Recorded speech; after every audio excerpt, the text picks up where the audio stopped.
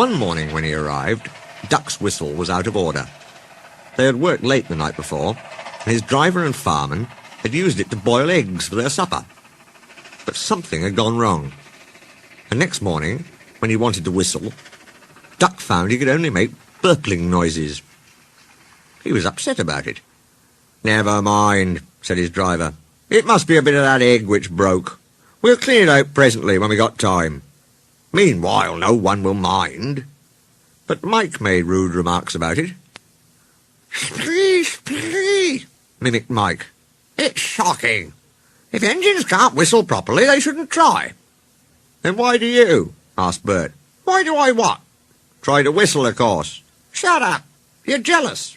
Mike was proud of his shrill whistle. "Mine's better than yours, anyway." "Listen, Mike," said Rex. "If I had a whistle like yours, do you know what I'd do?" He paused impressively. "I'd lose it." "The idea," spluttered Mike. "Whistles are important, let me tell you. Engines without whistles aren't proper engines at all." Mike went redder than ever with fury. His steam pressure went up suddenly, and his safety valves blew off. Whoosh! "Hello?" said his driver. "As you're ready first, you'd better take the passenger." "What? And leave my goods?" "Yes, Bert can do that. We can't have you blowing off in here. Come on." Mike backed down on the coaches, whooshing angrily. When all was ready, he started with a rude jerk. "Come on, come on, come on," he puffed.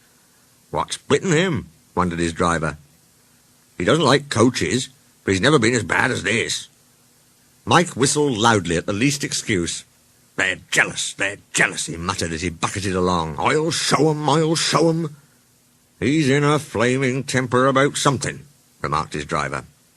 He was relieved when they reached the end station safely. He looked Mike all over, but saw nothing wrong. He tried to soothe him, but Mike still sizzled crossly. "It beats me," he said at last. Then, soon after they had started back, he heard a thin, persistent tinkle. "That's something loose on his boiler," he thought. "I'll tighten it at the next station." But he never got the chance. It was the cow's fault. She stood on the track, busily cropping grass. She took no notice of the train. Mike stopped. He wasn't frightened. He'd met her before. She only made him cross. He came slowly forward, whooshing steam from his cylinders. Shoo, shoo, shoo. The cow just flicked her tail and went on eating. Mike felt exasperated. He tried whistling. He wanted to say, "Get out of my way, you stupid animal!" But he didn't get far. His second peep turned into a tremendous whoosh as his whistle cap shot up like a rocket and landed in a field. Driver and guard started to look for it, but some passengers objected. "We can't waste time with whistles," they said. "We must catch our train." Mike was dismayed. "There are boards saying whistle," he protested. "I mustn't pass those without whistling. That's orders." "Please find it." "Sorry," said the passengers, "we can't wait. We have to whistle for you, that's all." And so it was arranged. Whenever they saw a board, guard, driver and passengers all whistled. They made more noise than Mike ever did, and thought it splendid fun. Mike mourned for his lost whistle. Mike hoped his driver would give him a new whistle when they got home. He was disappointed. "I've no spare whistles," said the small controller sternly, "so you'll have to wait. It serves you right for being such a crosspatch." Mike worked in the quarries for the rest of the day. It was nearly dark when he reached the shed. "What's that?" asked Bert as Mike came in.